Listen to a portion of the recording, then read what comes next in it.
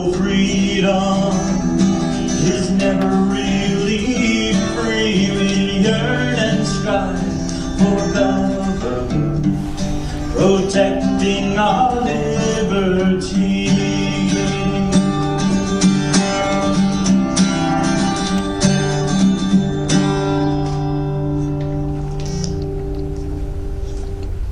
Hello and welcome to another episode of Your Right to Know, brought to you by the Fitchburg Republican City Committee, being recorded in the Workers Credit Union studios at FATV. With me, as always, is my co-host, Mary Lotz, and today's show title is titled Voter Fraud, Does It Exist? And as our guest is returning guest and chairman of the FRCC, Dr. John Strange. How you doing, John? I'm doing fine, thank you. So we have an interesting discussion about voter fraud. So probably since voting first began, we've heard many uses of the term voter fraud. These claims are frequently used by either party when their candidate doesn't win. Especially tonight, we are going to discuss different types of voter fraud and also discuss its existence, as well as can it actually change an election outcome. Well, voter fraud also can go by the name vote fraud, electoral fraud, vote rigging, electoral manipulation. It's a fairly self-evident species of illegal interference in registering a vote. And this can occur in a variety of ways. Although commonly it involves increasing a given candidate's vote share or decreasing the vote share of a rival candidate.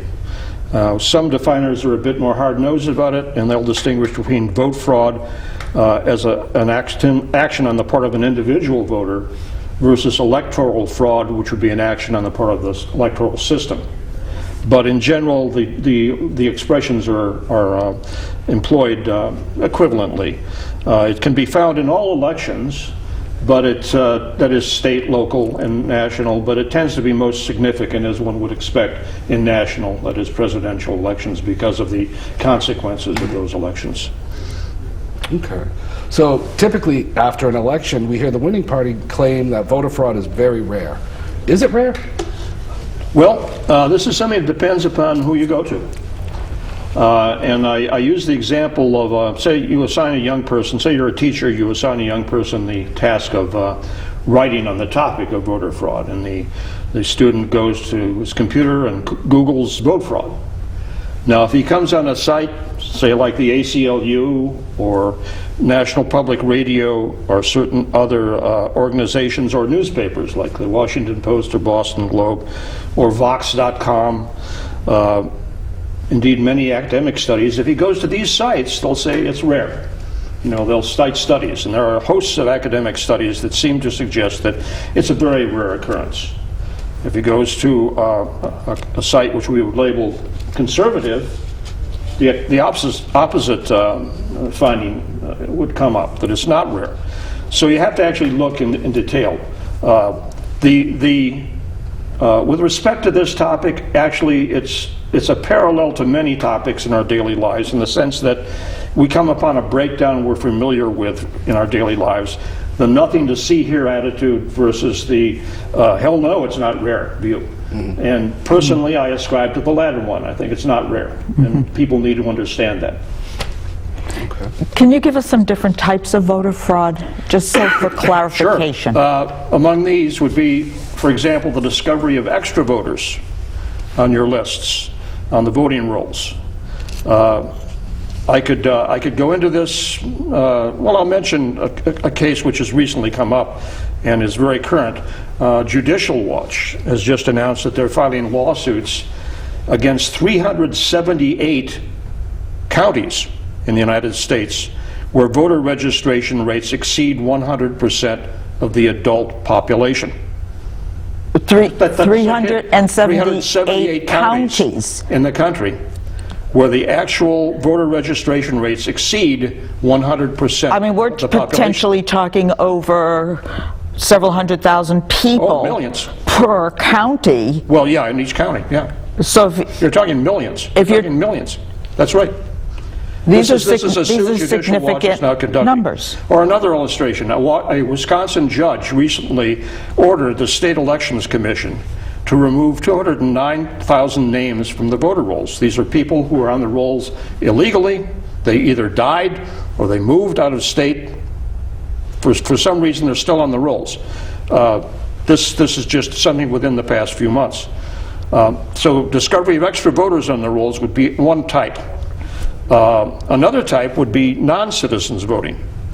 Now, Texas officials, again, this is relatively recent, identified 95,000 non-citizens who had voter registration in Texas. And of these, 58,000 had actually already voted. Pennsylvania officials found more than 11,000 non-citizens were registered. Illinois officials, in January, just this past month, admitted hundreds of individuals who were non-citizens had been kept on the voting rolls for over a year and a half. So clearly a problem is found there. And not an insignificant problem, of a problem that could actually sway an election outcome. That's right. And in fact, if we have time later, we'll get into cases where that's happened. Okay. Another instance would be the failure of electoral vote supervisors to delete names of people from voting rolls. This was recently, well, it's actually been revealed many times in Detroit. It came up recently again. A registration clerk in Virginia recently discovered 19 dead Virginians who were recently re-registered. There must be Lazarus there somewhere. Right. In one case, I think this was part of that 19. In one case, an individual in a given town in Virginia happened to know personally an elderly man who had been a World War II veteran and died. And he was working apparently in a poll when somebody came in claiming his identity, seeking to vote. You know, I can see these kinds of things happening in big cities because individuals become almost anonymous, where in even a small city like Fitchburg, you work the election polls, we tend to get to know some of our voters. This is true. And our neighbors. And this is true. One would assume that in a smaller community this would have less likelihood to happen. But on the other hand, there happen to be certain states that don't organize their supervision as efficiently as ours does. As far as I can tell personally, in the city of Fitchburg, it's very well organized. oh yes. But this is not necessarily the case in certain communities. Do you think in some, this is a little bit offline question, it's an opinion, and you're an attorney and you have studied this. Do you think this, in big cities especially, is kind of done on purpose, where we forget to be as judicious as we probably should with our election rolls because we know the introduction of extra voters, 100% of the more than the registered voters in the city is programmed in? Yeah, I'll let our attorney answer that. It's a legal question. Answer in a judicious manner, but my perspective is that this is indeed related to political ideology, that there tends to be a greater likelihood of this malfeasance taking place where a certain party controls. And in big cities where you can get away with it. That's right. Yeah. I mean, case in point, the case that I've been talking off air about, where there was a New Hampshire individual who voted in New Hampshire. Then he came down to visit his mother in Massachusetts. He was once a Massachusetts resident, moved up to New Hampshire, voted for Hillary Clinton. He then came to visit his mother, and the mother said, well, you know, you're still registered to vote in Massachusetts as well. And allegedly, you know, I don't know the status of the case, but allegedly he went and he voted in Massachusetts. And New Hampshire brought him up on charges. The problem is that he voted properly in New Hampshire. Right.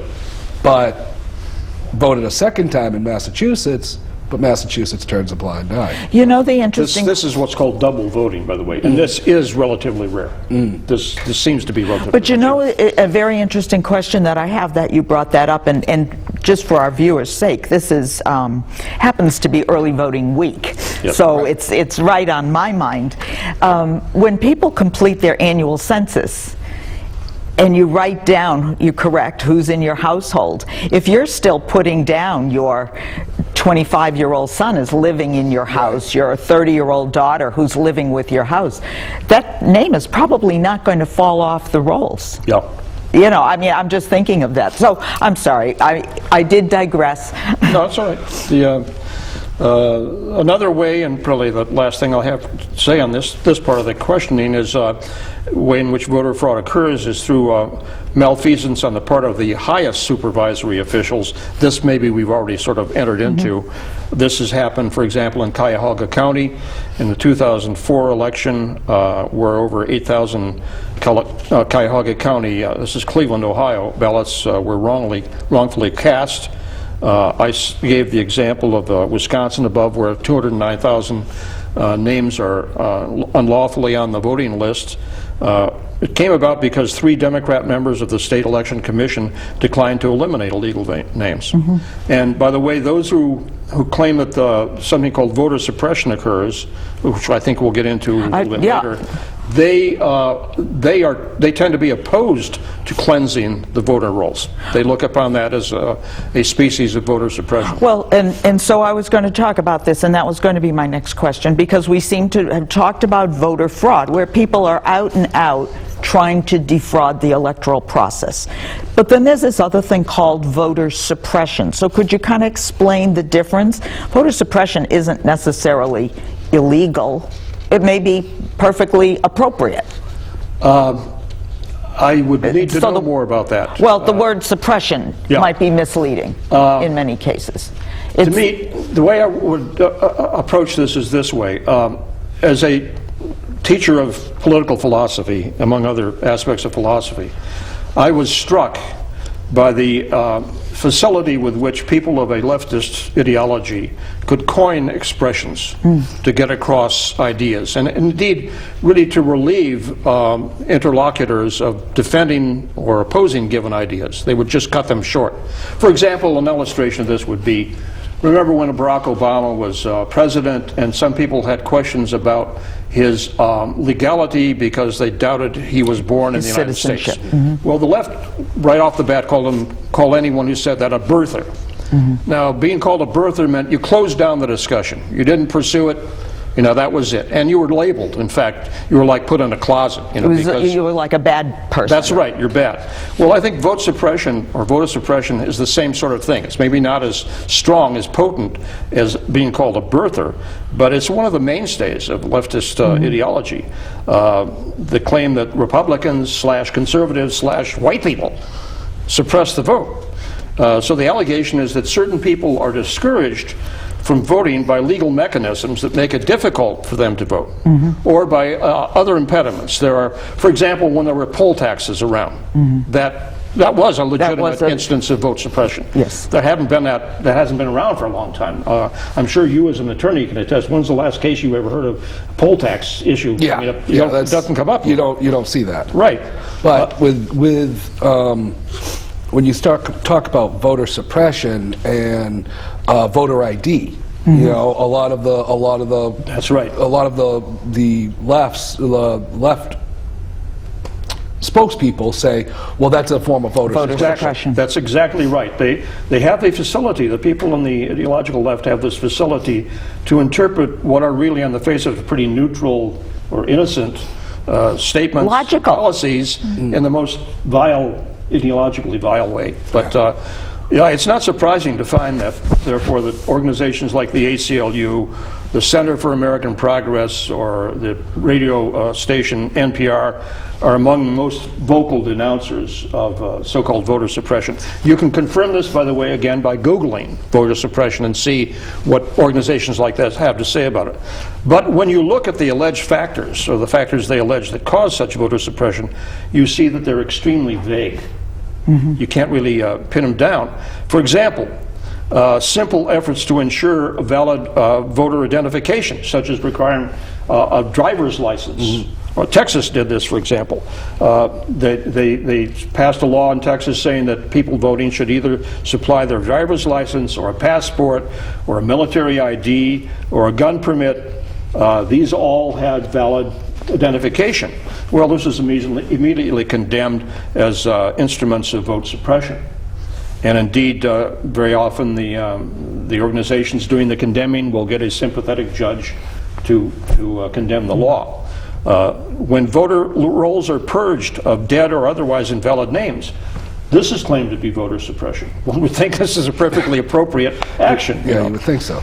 It's striking that the major alleged affected groups, this is very striking to me, something that just came up in the last month or two, the major affected group of so-called voter suppression would be black Americans. And yet there was a poll recently done by Washington Post, not a hardly a conservative organization, Right. and Ipsos. Very liberal. Right, that showed that they interviewed black Americans of the age 18 and over and asked them the question, have they suffered or experienced any voter suppression in the past 10 years? And 92% said no. So that's 12 out of 13 black Americans said they'd never experienced voter suppression. Young black Yet- Americans. Young and older. Yeah. And these are the groups that's claimed are the people suffering from this. So it's hype. It's largely hype. It's also the group that many have gone after to make them victims and That's feel right. victimized. That's right. So if anything, they would be more apt to say, oh, I've been suppressed. That's right. One would assume that if the victimization ideology has been working, they should be more likely. But happily, they're telling the truth. Yeah. Another, by the way, I'll just mention this, maybe we can go into it later, that another area in which there is vote intimidation, and this actually happened, was of course with the famous Black Panther... The new Black Panther Party, New Black yes. Panther intimidation in 2008 in Philadelphia, where they're actually on film, in uniforms, intimidating voters. With They- billy clubs. with billy One of them clubs, had a billy club. A couple of them did. Right. They had bats and billy That's clubs, right. and they were walking the line. Right. Of the I way did to- a little- Eric Holder, of course, rejected Right. the attempt to prosecute them. They were claiming, yelling well, racial that slurs. doesn't apply. It wouldn't apply to them. One of the interesting things I found as I was doing some research on that specific issue, because I remembered it was so outstanding, the racial slurs didn't just go to the white voters. It was a predominantly black district. The racial slurs went to black That's right. voters also, who they felt, perceived, Right. were not going to vote in lockstep That's with right. their candidate. Right, yeah. So I thought that was interesting. So one of the biggest debates that's currently occurring on both state and on the federal level is granting driver's license to people who are not citizens. Many believe this is an opening to voter fraud. Can you elaborate on how granting driver's license to non-citizens can be an open introduction to voter fraud? Yes, the best way to address this is to look at the example of California. California is, of course, a state not just big in population, has the largest number of congressional representatives, 53 of them, to be reduced to 52, but it also is a forerunner of progressive legislation in the country. Now, the California Secretary of State and the head of the California Department of Motor Vehicles have been sued for violating the National Voter Registration Act of 1993, which is supposed to be the umbrella that sees to it that we have fair voting, and that fair voting is maintained throughout the country. They're being sued for failure to ensure, quote, that only citizens are placed on the voter rolls. Now, the California officials involved were charged with doing nothing to verify that a given voter is a U.S. citizen. The California DMV motor voter program automatically registers to vote anyone who receives a driver's license, which California gives to illegal immigrants. By March of 2018, so this is almost 2 years ago, over 1 million such illegals had received California driver's licenses and were automatically registered as voters. Automatically. That was 2 years ago. The figure now is much higher. There are real consequences to these policies. This policy in California, the real consequence came out in the 2018 congressional election, which reduced the state's Republican representation in the House by 50%. The Republican delegation from California numbered 14 out of the 53 representatives, and in the 2018 election, this was reduced by 50% to 7. Now, it wasn't just this rule that automatically gave the right to vote to those who had licenses in the state that was a cause there. Also, what was called vote harvesting, that we'll probably get into later, played a role. Well, why don't you talk about it now, because we want to make sure we cover it. Well, vote harvesting, again, something that came from California. Oh, And surprise there. it's essentially something they put into law in 2016. Remember that California is dominated by the Democrat Party. The governor, both houses of the Congress in California, our legislature, are dominated by Democrats. And in 2016, they changed the state law affecting what we call ballot custody. The ballot custody in most states, including Massachusetts, dictates that the only person entitled to custody of a ballot is the person doing the voting, or a close relative, or in some cases, a person who lives in the same residence and has verification of that. But the California 2016 law allowed anyone, even a paid political campaign worker, to collect and return ballots. This was, in other words, harvesting ballots. In Orange County alone, which was historically a Republican county, 250,000 harvested ballots were submitted. In the case of California overall, a given candidate would win the absentee ballot vote, win the actual vote on the day of the given election, and then lose 2 weeks later when these harvested ballots came in. This happened. And it shocked, understandably, it shocked the Republican establishment in California, but also beyond that. Because if this sort of policy prevails, it would be devastating. Well, I know that as a lawyer, chain of custody is very important, and I was telling John earlier and sharing with John that working the early voting polls, I cannot accept an absentee ballot. So if a daughter comes in and says, here's my mom's absentee ballot, I cannot accept it. They have to go right to City Hall to maintain that chain of custody between voter and City Hall. Right. And California is not the only state doing this, although it's probably the worst example, in a way. The most extreme example, I should say. So what's something, there's something that's called the People's Act, which is being proposed in the U.S. House of Representatives. What is the People's Act, and how can it be used to defraud or sway an election? In 2019, when the Democrats took over the House of Representatives following the 2018 election, one of the first actions they did, in fact, it's numbered H.R. 1, the first bill they produced, was called For the People Act. And what it essentially did would, well, let me read a summary of it from another source rather than try to remember all of that. It would force states to implement mandatory voter registration, removing this activity as a voluntary choice. It would allow felons to vote. It would force states to extend periods of early voting, although that's shown to have no effect on turnout, as I think you probably can attest, Mary. It would mandate same-day voter registration, which is an open invitation, again, to voter fraud. It would limit the ability of states to cooperate to see who's registered in multiple states at the same time. Now, surely, if you're interested in a fair election, you want to know if somebody is registered in more than one state. But this would impede that. It would it would prohibit the election observers from cooperating with officials to file formal challenges to suspicious voter registration. It would also, well, these are some of the effects of it. In general, it would replace the administration of the vote that states experience now or administer now by a federally overseen board, or they call it the I think they call it I've forgotten the name. They gave a new name to it, but essentially it would be an appointed board on the part of whoever's in charge of the administration at the time to oversee that all states obey these same regulations.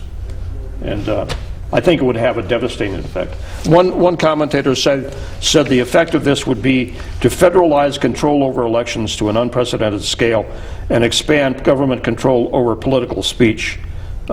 Place conditions on citizen contact with legislators, and place enforcement of most measures in the hands of a revamped Federal Election Commission that would be subject to the whim of the current administration, whatever that is. I think I know, I'm going to ask you a question, but I think I already know your answer.